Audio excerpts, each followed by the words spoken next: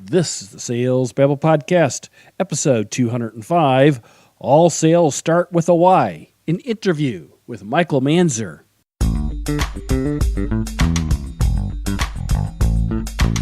Welcome to Sales Babble, the podcast that shares selling secrets for non-sellers. And now your host, Pat Helmers.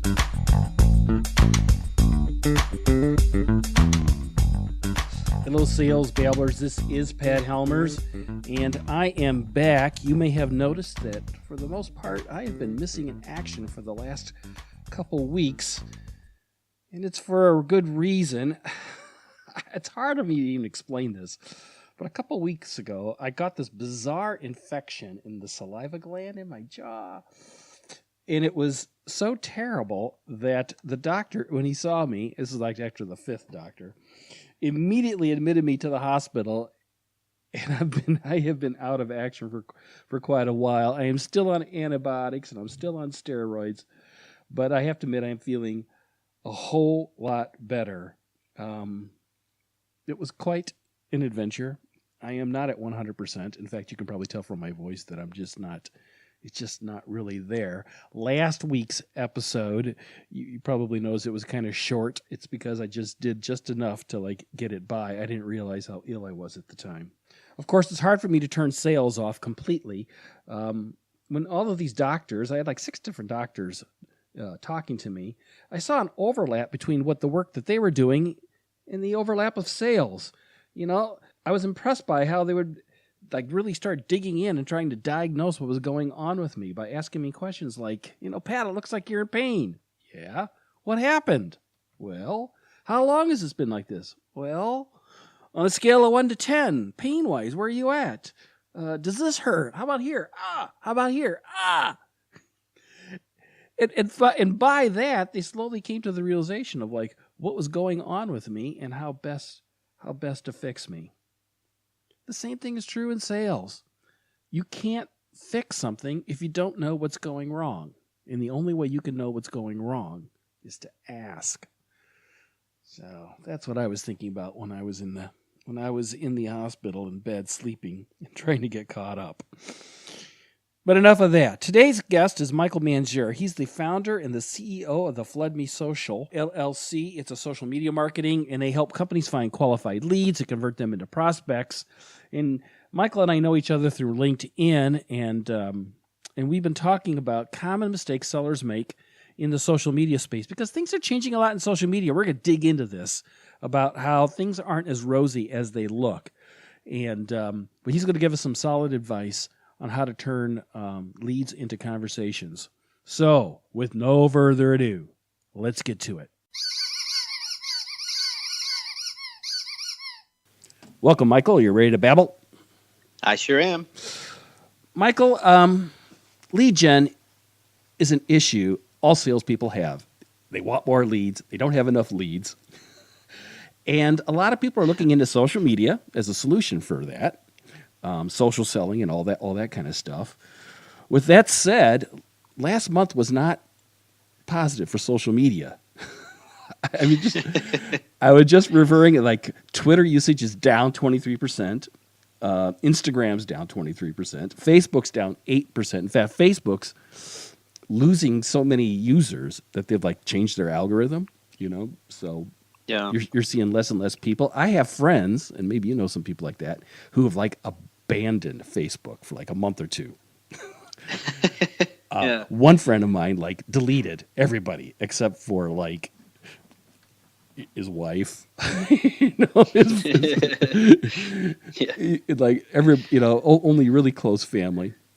And so it goes to the question.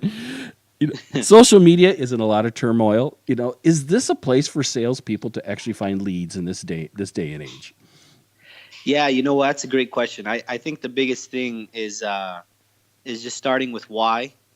We'll get to that, but addressing the social media usage. I think a lot of times what happens, Pat, is people, whether it's salespeople, whether it's executive suite, whatever it is, they misuse the power of social media, or they misunderstand the power of social media. Social media really is a magnifier.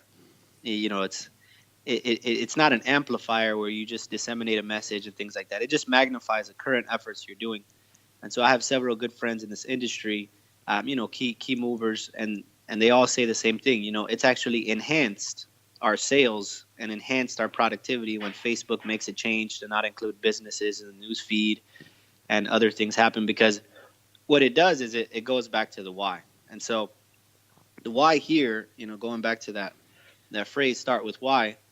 Why really is the driving force. So if my why is, for example, to bless other people, and I'm a business to business, agency for churches or what have you, then I'll make sure I base my business objectives on my social media marketing goals, and the domino effect continues, and then you start doing tactical plans based off that strategy. And so, some practical things I could maybe include is just is starting with why.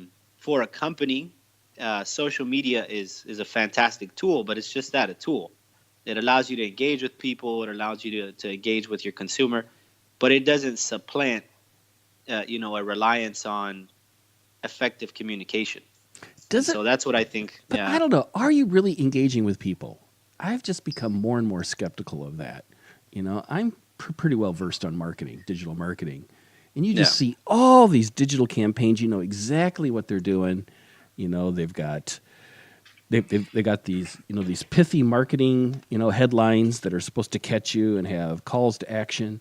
They got landing pages for you to clickbait, right? They got give to get stuff, right? They're going to give you a PDF or something, or give you a video, with the idea that you're going to hop on a webinar, or you're going to get on their email list, and they're going to have these 5 emails that are going to blast out every 2-3 days. And aren't people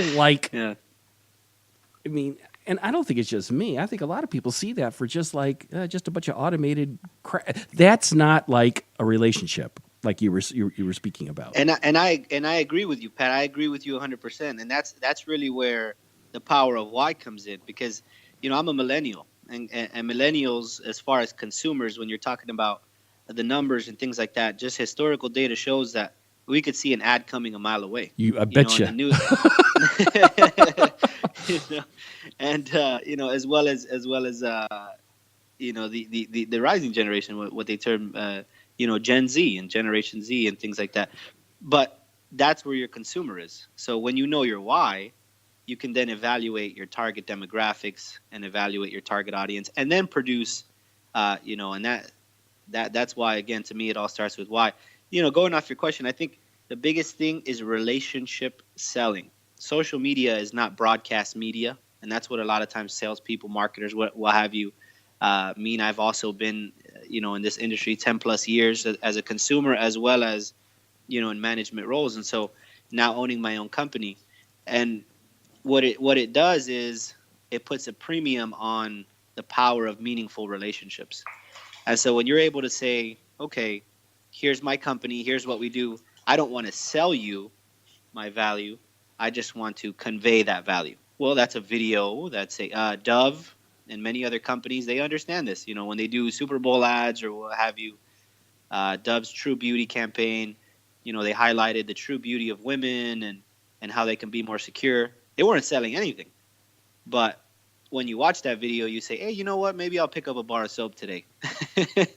And so that's not everyone does that, and that's not the intention, but that's kind of this day and age what advertising and what marketing and what relationship selling, social selling is all about. I think it's about meaningful relationships and one two-way dialogue rather than one-way monologue. So how would we do this? Let's do something more. I have a practical example of this. Let's say we're in the B2B space, which is most of the listeners here on Sales Babble. Yep. How could they leverage social media to create this conversation with prospective clients? Because the why, the why they want to do this is, I want more good leads. Yeah. Well, I'll tell you what I did. I recently transitioned. I'm not in the B2B space anymore, but I was recently. I'm now going into more of the B2C and content creation space. We'll get to that in a little bit. But what I did, one of my first objectives was to establish myself within the executive suite of the various companies that I worked for. And so I did reputation management for CEOs. And what that involved was just a lot of social listening. I'm going to CEOs and evaluating their personal brand online. What are they saying about them and why, and engaging with these, various They were hiring people. you to do this. That's right. And how did you get those clients? And that was exactly where I was headed. It's just great minds think alike, Pat. But, yeah, and it's just, again, I started with why. So I said, what's the purpose of you hiring me, and what's going on, and what can I do?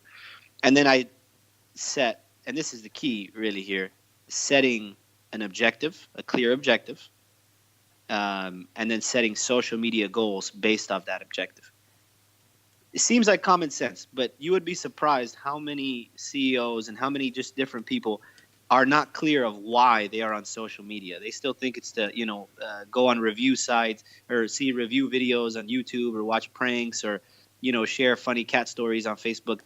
If you're on there, you have to know your why, and you have to know who your audience is and why you're interacting online, specifically on social media.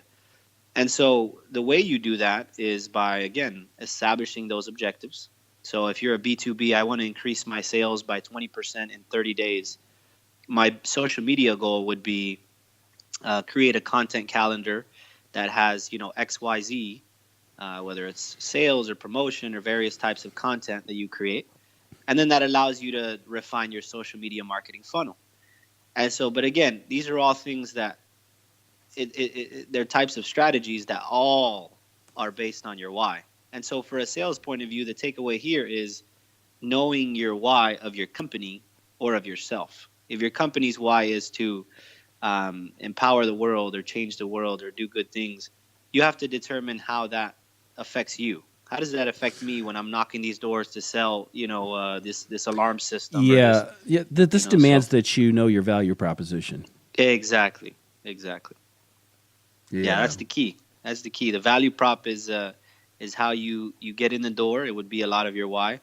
But then I tell people, the how informs, but the why transforms.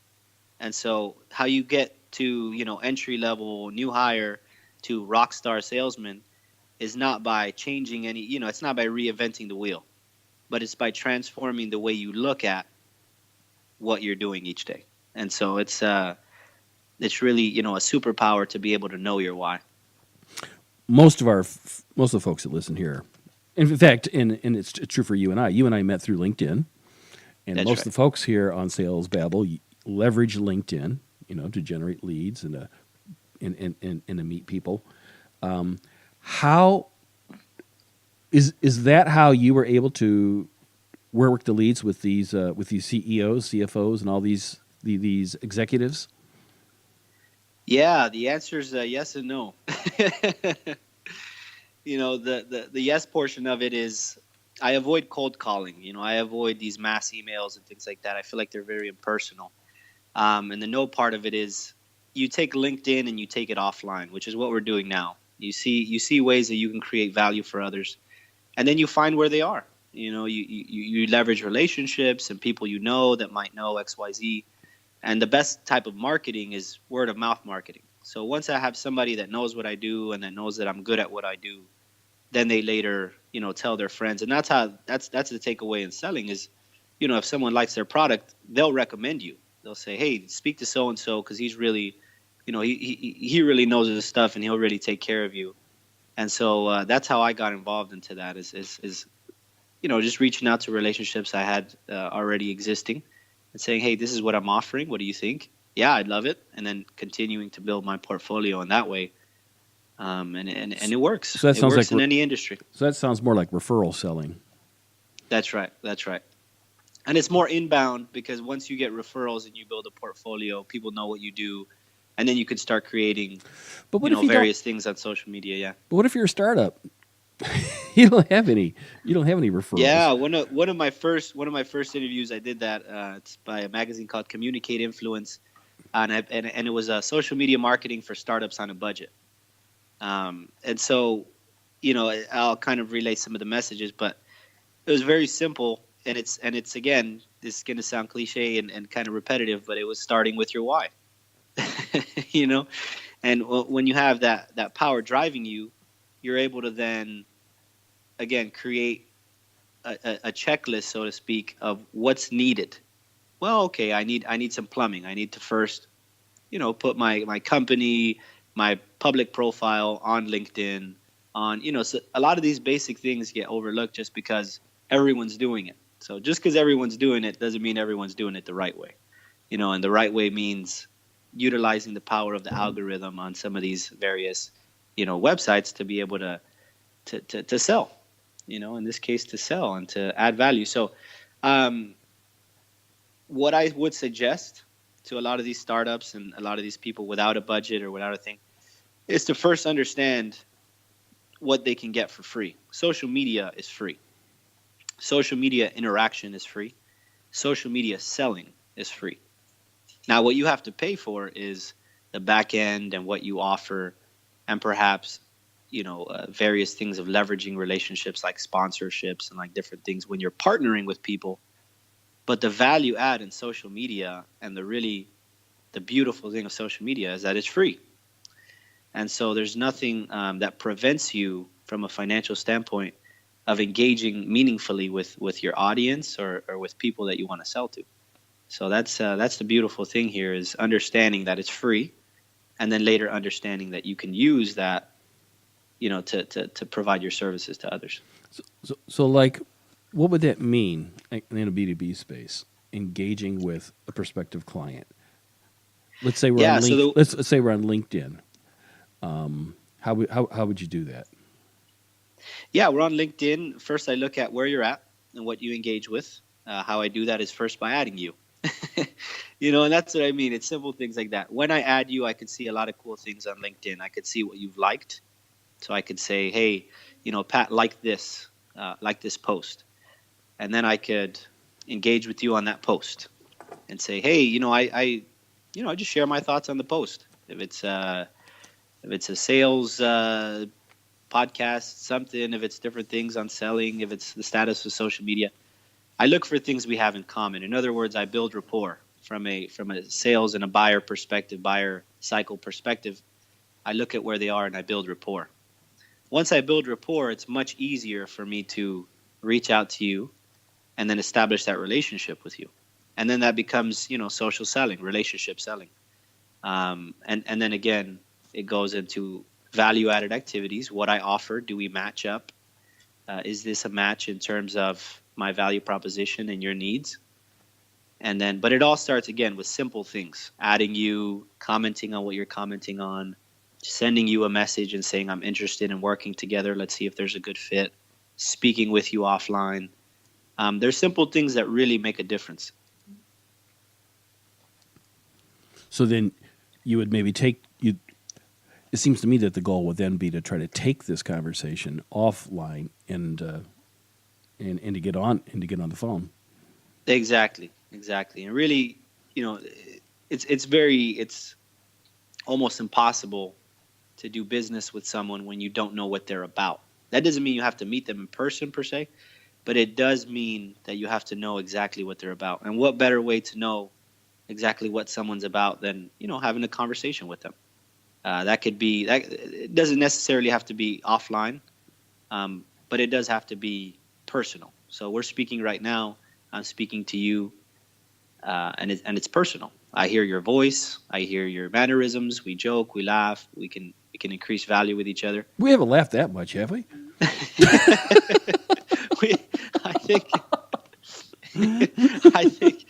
I think we both just laugh because that's our nature. But it's so things like that, and we talked about it, Pat, just on previous conversations and phone calls and things like that. It's just understanding who you are as a salesman, as a consumer, as well as a someone that's trying to sell a product or service.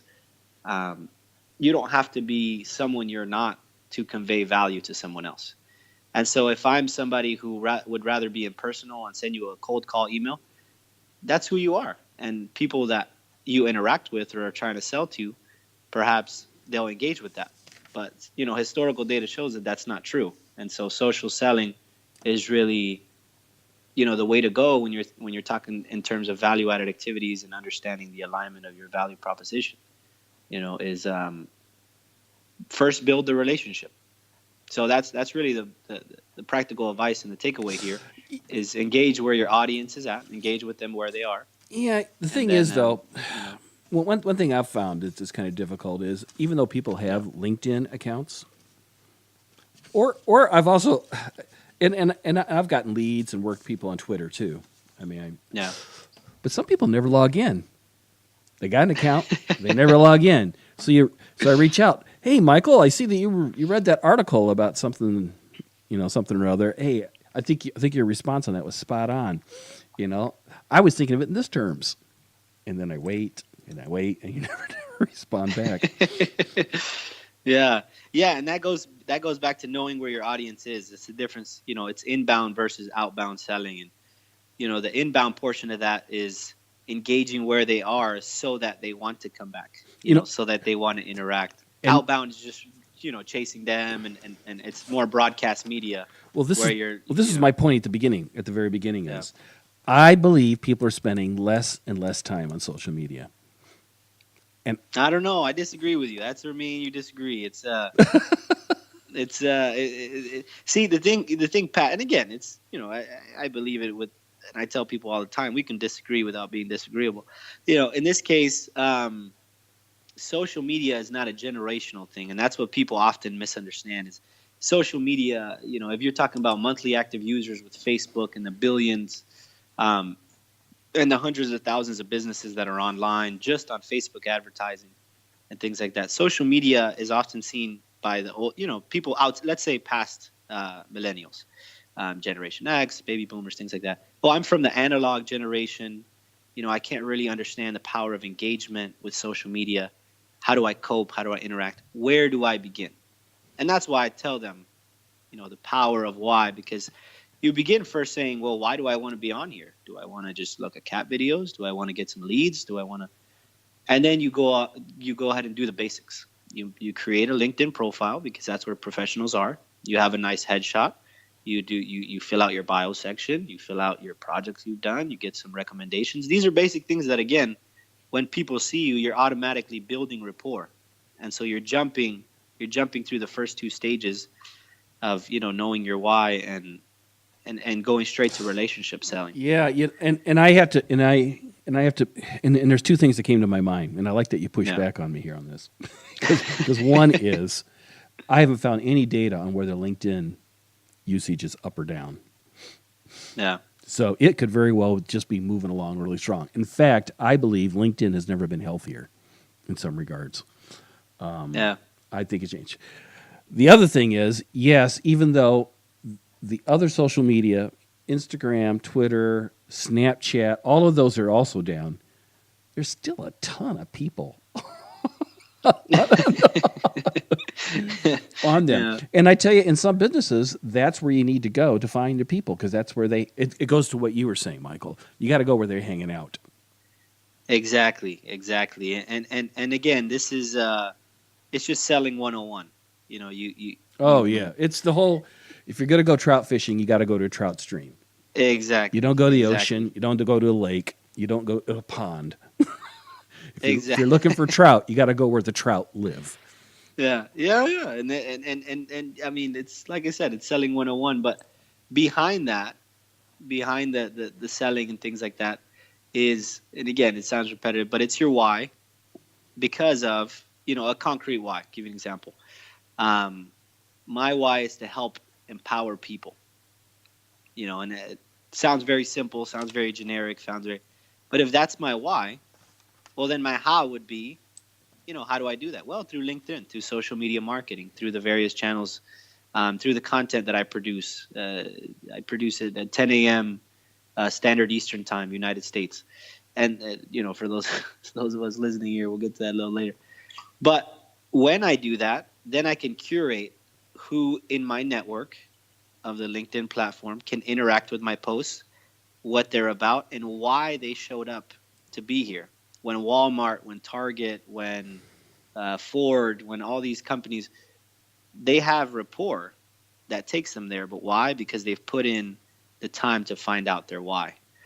And so same thing with us. When we're selling a service or a product, our why is just paramount to being able to deliver value. And I really like that too, because that lines up with a previous episode that we've had in the past, Michael. I had May McCarthy on the podcast, and she talked about the purpose of sales. That you have to have a purpose. That's right. And if you don't have that purpose, you can't really shape all your activities and your goals and all that stuff, your mission statement, all that stuff that takes, so that you have a clear destination in mind. Without purpose, which to me sounds like this whole notion that you have, your why. Am I wrong? That's right. Yeah, no, you're absolutely spot on. I believe that your purpose, your mission, your values are directly tied to your why. So that's the invitation I have, for all the listeners, is just when you're going about and you're evaluating these high level conceptual 10,000 level, 10,000 feet above sea level kind of concepts of knowing your why and et cetera, et cetera, et cetera. The way it applies to you is when you get up every single day, are you excited? Do you have that fire in your belly to produce for your company, for your service, to meet quota and if you're not absolutely on fire to be able to do that every single day, you have to evaluate why. And then, ask yourself those challenging questions to be able to do that. And, to be able to find that kind of drive, and then consequently that kind of productivity in your sales activities. So, Michael, how can people find you online? So I'm on LinkedIn and Instagram. My name is Michael A. Manzur, Manzur, on LinkedIn. And my Instagram is just the same. It's Instagram. And you can find me under the handle Michael A. Manzur. And you got a bunch of articles on LinkedIn, right, that people can read that talks about this very same subject? I do produce articles, but mostly I post daily. And so I post every single day. You can engage with me there. That's really the beautiful thing about LinkedIn is you can engage with me. I'm at several conferences. So in May, I'll be at the Masters of LinkedIn conference out in LA. In July, I'll be traveling overseas, and then to Colombia, and then I'm also hosting a LinkedIn Local. That's a new kind of a trend that's taken up. So LinkedIn Local, I'm doing a LinkedIn Local in South Florida. I'll be hosting that. That's coming soon as well. So, but if you want to contact me and find more of what I do and exactly how to add value through sales activities, Michael Manzur, Michael A. Manzur. Search for me on LinkedIn. Yeah, I'll make sure and put your LinkedIn links and your Instagram links. I'll make sure to put all those in the show notes so that people can find you. Michael, you're an awesome guy, Pat. I don't know about that, but you're very generous and kind. Michael, thank you for visiting us here in Sales Babble. This has been a lot of fun. My brother Pat, thanks for having me. Social media is a real conundrum, don't you think? I'm not really certain what to think of it and what not. And with that said, I spend a lot of time on it, so I think it's important for us as savvy salespeople to keep on top of this and to utilize social media as best as we can for connecting with prospective clients. Again, it's all about knowing your value proposition. It's all about knowing problems that people really have, trying to figure out if you can solve them or not. And maybe people are looking for respite and release in social media. If so, that's where we're going to go. You can connect with Michael Manzur. All the links that he mentioned, I've got those in the show notes at www.salesbabble.com/205. If you enjoyed this podcast, please share it with your friends. That is the best way. Referrals, references, that is the best way to grow this podcast. If you got a question, you got a comment, don't hesitate to reach out to me by clicking on the Babble Me button on the website. By next week, I'm going to be feeling a whole lot better, so I'm looking forward. I'm not sure what we're talking about next week, honestly, but I'm sure it's going to be fun. Until then, take care and have a highly productive, efficient, and successful selling day.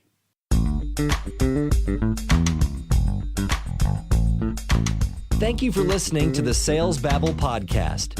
Find us at www.salesbabble.com.